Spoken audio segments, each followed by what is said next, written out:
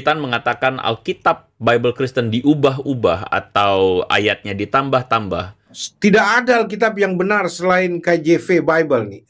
Dan itu pun ada errornya, makanya harus belajar textual study biar tidak resah kalau tahu begini. Santai aja bro, Anda tidak punya kepekaan itu George. Ini bukan hal yang biasa.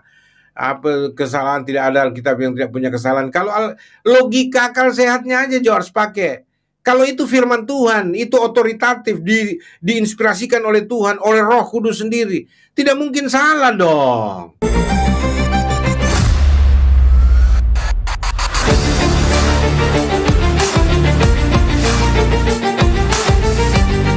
Assalamualaikum warahmatullahi wabarakatuh. Sahabat beriman, berjumpa kembali di Bintang Mu'alaf Channel. Mudah-mudahan kita semua selalu sehat walafiat di dalam lindungan Allah Subhanahu wa Ta'ala. Salam satu Tuhan, Allahu Akbar. Teman-teman, kesempatan kali ini kita akan mereaction sebuah video datang dari channel Pendeta Andre Tunggal, yang mana di sini Pendeta Andre Tunggal ini berusaha menjawab bukti-bukti yang sudah ditunjukkan oleh Kohdon Ditan, yang mana ada banyak sekali ayat-ayat pertentangan di dalam Bible. Ada ayat yang dirubah, ada ayat yang ditambah. Nah, tetapi apa jawaban dari Pendeta Andre Tunggal ini? Bukannya menjawab, tetapi malah mencari remis. Nah teman-teman, lalu kita akan bantah, kita akan sanggah tanggapan dari Pendeta Andre Tunggal itu melalui statement yang viral untuk beberapa hari ini, yaitu statement dari Pastor Joshua Tewu, yang mana telah menunjukkan temuan yang dilakukan oleh Dr. Yonatan Purnomo yang telah berhasil menemukan sejumlah 6.577 kesalahan ayat di dalam Bible. Teman-teman, mari kita simak videonya. Kitan mengatakan Alkitab Bible Kristen diubah-ubah atau ayatnya ditambah-tambah. Maka pertanyaan kita, apakah Quran pun tidak pernah diubah-ubah? Karena Dondi kemudian pindah ke sana. Tentu saja ini bukan dibuat untuk menyerang keyakinan saudara kita, tetapi ini adalah sebuah pertanyaan balik kepada Donditan ketika dia melakukan atau berargumen dengan menggunakan faktor keaslian atau keabsahan kitab suci, maka hal yang sama pun akan dikembalikan kepada dia. Lalu kemudian kita akan membahas tentang perbedaan cara pandang orang Islam dan juga orang Kristen, karena menurut saya ini penting. Ini adalah sebuah hal yang harus kita pelajari, karena orang Kristen tanpa sadar terjebak di dalam cara pikir orang Muslim tentang kitab suci, dan inilah yang terjadi pada Donditan, dan kita akan belajar sama-sama dari hal ini, ya, dari poin ini. Ini penting untuk kita pelajari. Dan yang terakhir, saya akan menjelaskan buat yang internal, kalau Anda mau dengerin, bagi Anda Kristen atau tidak silakan. Tapi saya akan jelaskan kenapa ada ayat-ayat tambahan di dalam Bible Kristen. Ya, saya akan jelaskan di bagian akhir dari video ini. Seharusnya Pendeta Andre Tunggal itu fokus kepada bukti yang ditunjukkan oleh Kohdon Ditan tentang adanya banyak sekali ayat-ayat yang saling bertentangan di dalam Bible, dan juga ayat-ayat tambahan, dan juga ayat sisipan, dan juga ayat-ayat yang sudah dirubah-rubah di dalam Bible, di mana sudah banyak sekali kita dapatkan, kita temui, dan kita simak dari penjelasan Kohdon Ditan melalui channelnya, channel Kohdon Ditan. Sehingga dengan bukti-bukti yang ditunjukkan oleh Kohdon Ditan itu membuat banyak sekali orang-orang Kristen yang kritis dan logis yang akhirnya masuk Islam. Fokus saja dulu menanggapi bukti yang ditunjukkan oleh Kohdon Ditan tentang ayat-ayat Bible Anda. Tidak perlu cari remis dengan menuduh balik kepada Al-Quran, yang notabene Al-Quran itu adalah kitab suci umat agama Islam yang terpelihara kemurniannya dan keasliannya sampai yaumil kiamah, karena sudah dijaga langsung oleh Allah Subhanahu wa Ta'ala melalui firman-Nya, a'udzubillahi minasyaitonirrajim, inna nahnu nazzalna dzikra wa inna lahu lahafizun. Sesungguhnya kamilah yang telah menurunkan Al-Quran, dan kami pula yang akan menjaganya. Menjaga dalam bentuk apa?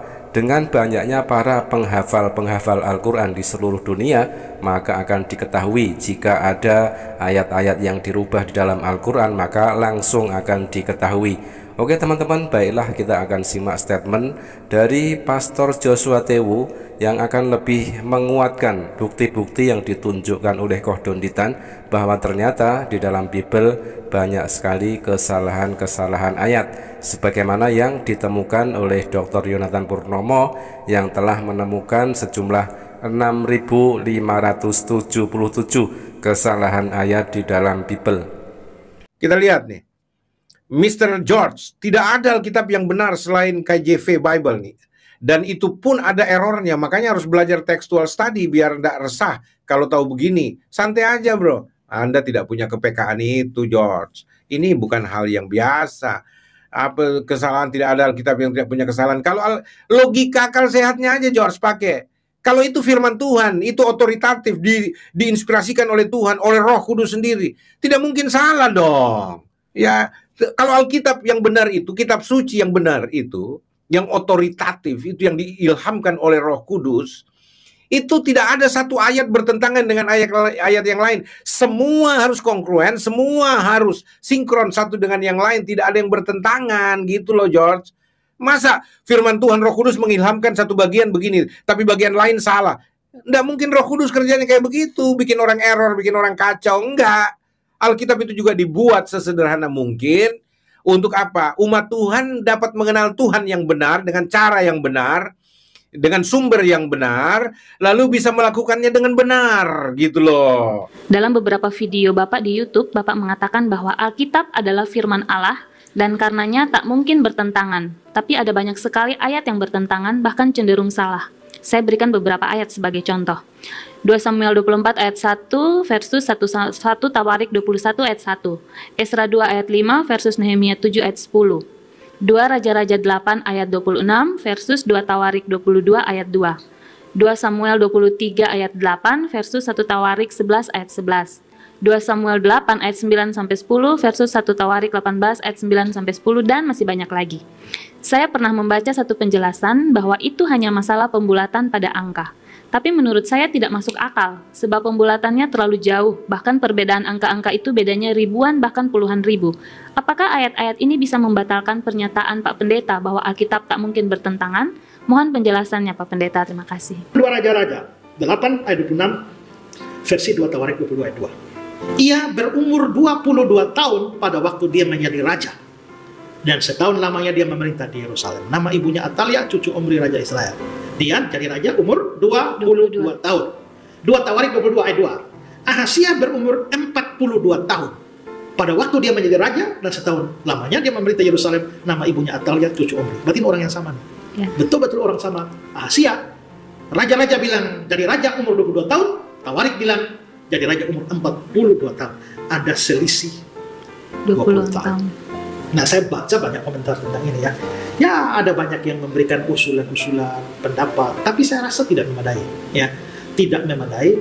Alasan-alasan yang dibuat itu terlalu lemah untuk membela atau menjawab pertentangan seperti ini. Ya. Tamparan keras kepada Pendeta Andri Tunggal itu datang dari statement yang dikemukakan oleh Pastor Joshua Tewu.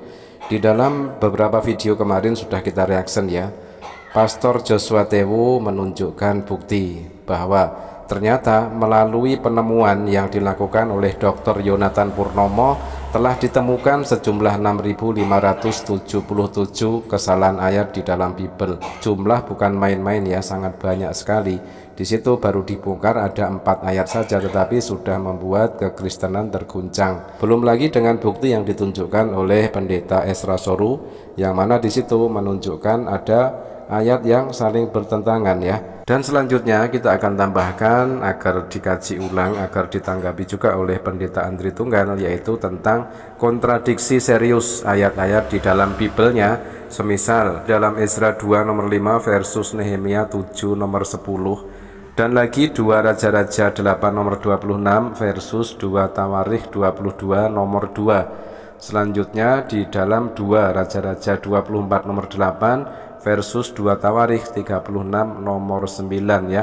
Kita bacakan saja. Dalam 2 Raja-Raja, lamanya Raja Jojahin berkuasa tertulis 3 bulan, tetapi dalam 2 Tawarikh 3 bulan 10 hari. ada beda 10 hari. Itu adalah satu contoh kecil saja.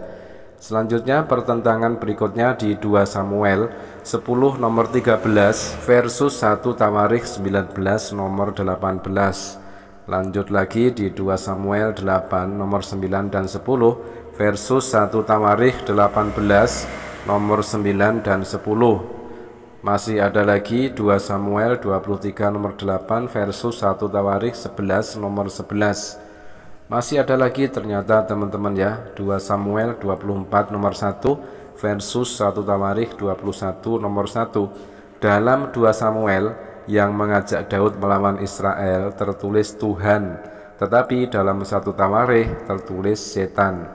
Ada lagi di dalam 2 Samuel 8 nomor 8 versus 1 Tawarikh 18 nomor 8. Dan ternyata masih banyak lagi ya. Ini sebagai bahan kajian atau bahan reaction bagi pendeta Andre Tunggal untuk menjelaskan pertentangan antara ayat yang satu dengan ayat yang lainnya di dalam Bibelnya sendiri. Nah, ditunggu ya pendeta Andre Tunggal, jangan cuma cari remis tetapi tanggapi dulu banyaknya pertentangan antara ayat satu dengan ayat yang lainnya di dalam Bible Anda. Nah, terima kasih sahabat, mudah-mudahan bermanfaat.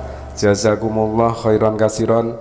Wassalamualaikum warahmatullahi wabarakatuh.